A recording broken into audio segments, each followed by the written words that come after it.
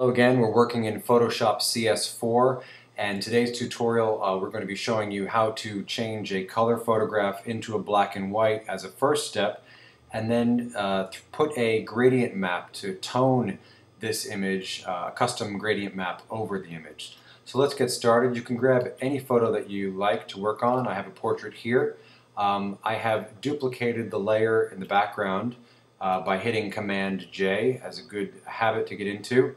So I have my background layer up. The first thing I'd like you to notice is off on the right there's an adjustment panel here, and you can see that there's some presets.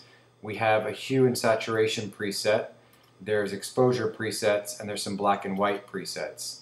What I'd like you to do is pick one of the black and white presets. I picked the blue filter, and let's come back out and take a look at that. You can toggle these down and pick other ones that you like. It does change the black and white and the appearance of the black and white. For our purposes today, I'd like to stay with the blue filter. And right after this, I'd like to launch another layer by going down to the bottom of your layers palette here and just choose a curves adjustment. And it will launch a curves adjustment layer on top of your black and white.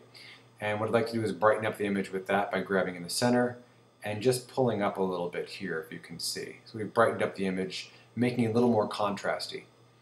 At this point, we are pretty much ready to add our gradient, and the way I'd like to do that is by coming down to your bottom menu here on the Layers palette, click once and launch the gradient map on the bottom. It will bring you a default gradient map of whatever is set as your foreground and background color on the right of your screen. Over here you can see black is set to the foreground, white is set to the background, so it automatically defaults over to a black and white gradient. That incidentally is also another way of making a black and white image if you hadn't converted it already.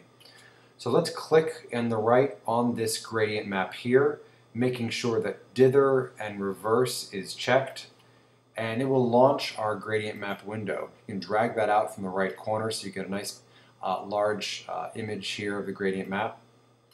And I'm going to select this, maybe one of them here. I like this purple to orange gradient map.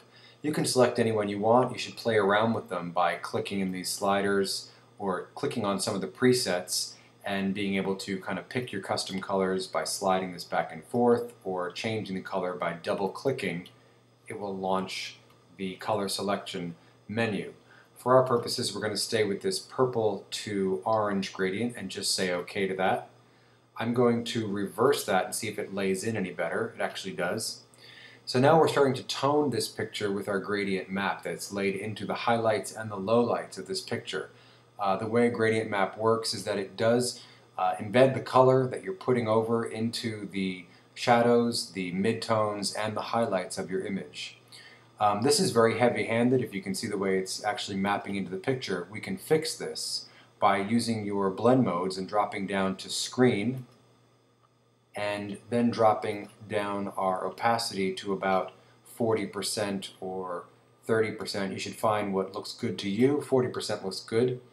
And we have the eye we can turn on and off so you can see your mapping of the way that that gradient has been put in this picture. So in order to see the beginning and the end, you can hold down Option while you go to your lowest layer.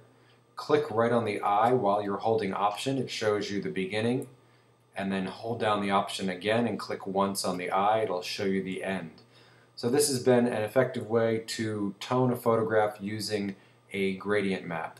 In other tutorials, we'll be showing you how to effectively tone a picture with a gradient map and leaving it as a color image, but toning it with a gradient map. Hope you enjoyed watching, hope you learned something, and try it out on a couple of pictures, and we'll see you again.